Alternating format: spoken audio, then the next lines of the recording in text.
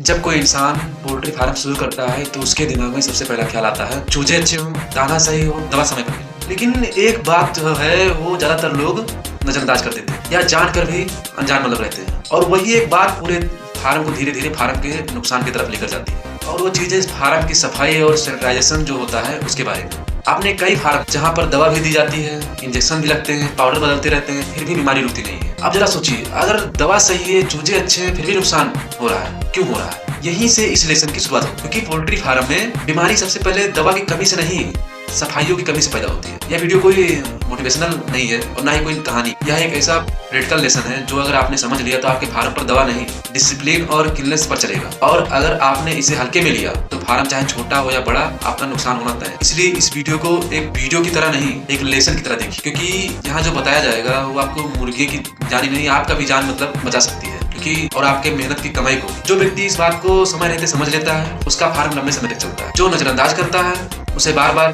बीमारी और नुकसान का सामना करना पड़ता है। मुर्गी जो है वो जिस वातावरण में रहती है वही वातावरण उसके स्वास्थ्य को तय करता है। मुर्गे का खाना, पानी, बैठने की जगह और जो नीचे का ब्रीड होता है वो सब कुछ एक ही स्थान पर होता है। यदि वह स्थान स्वच्छ ही नहीं है तो वहाँ कीटाणु का विकास होना तो निश्चित है। गंदगी का अर्थ केवल दिखाई देना नहीं रहता है। गंदगी में नमी, बदबू जमा होना, मल, पानी का रिसाव और हवा का ठहराव सब कुछ शामिल है इसमें। ऐसी स्थिति में बैक्टीरिया, वायरस, फंगस बहुत तेजी से पनपते हैं। यहीं से सीआरडी और अन्य संक्रामक रोग जो है वो बहुत बड़ा रूप ले लेते हैं। अक्सर देखा गया है कि बीमारी जो है आती है उसके बाद में किसान लोग ध्यान देते हैं। बस सोचता है कि दवा बदलने से समस्या का हल मिल जाएगा, लेकिन जब तक आपके फार्म की सफाई नहीं सुधारी जाती तब तक दवा का देना आपका कोई असर मतलब पोल्ट्री पर करेगा ही नहीं। यह समझना आवश्यक है कि बीमारी का इलाज दवा है, लेकिन बीमारी का रोकथाम जो है वो सफाई है। सफाई का सही अर्थ केवल झाड़ू लगाना या पानी डालना नहीं है। झाड़ू से केवल गंदगी हटती है, कीटाणु नहीं मरते। कीटाणु का जो है समाप्त करने के लिए जो सैनिटाइजेशन होता है वो सब यूज करें, और वो जरूरी भी है। पोल्ट्री फार्म में केवल फर्श ही नहीं बल्कि कई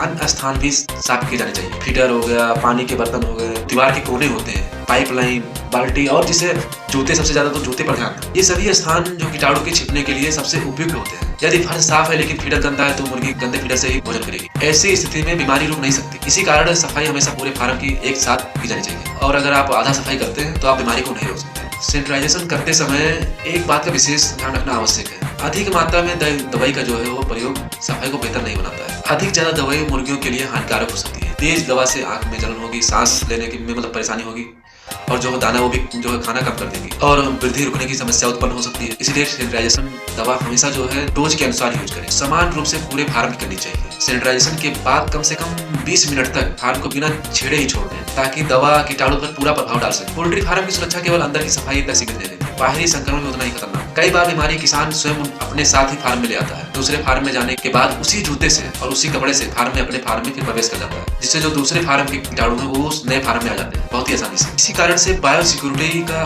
ध्यान देना बहुत ही जरूरी है। फार्म के बाहर जूते बदलना, हाथ धोना और फुटपाथ का प्रयोग करना, ये तो पोल्ट्री फार्म के लिए बहुत ही अनिवार्य है। उपाय देखने में तो छोटे लग सकते हैं, लेकिन यही उपाय आपको बड़े से बड़ा नुकसान से बचा सकता है। जो किसान नियमित सफाई करता है उसे कम दवा की आवश्यकता पड़ती है, और जो सफाई लापरवाही करता है उसको तो बार बार मेडिकल का खर्च उठाना है। उसके लिए तो कोई कुछ भी नहीं कर सकता। पोल्ट्री फार्म में जो लाभ है, प्रॉफिट, वो लापरवाही से नहीं आता है बल्कि सर सफाई, अनुशासन से आता है। जो किसान सफाई का आदत बना लेता है वो लंबे समय तक फार्म चला पाएगा। दोस्तों चलते हैं, फिर अगली वीडियो में मिलेंगे फिर एक नए टॉपिक पर। और इसी तरह मेरे चैनल पर अगर नए वीडियो चाहिए और अगर पोल्ट्री फार्मिंग के बारे में सीखना है सही तरीके से तो मेरे चैनल को सब्सक्राइब कर लो, और अगर वीडियो अच्छा लगा हो तो कमेंट करो।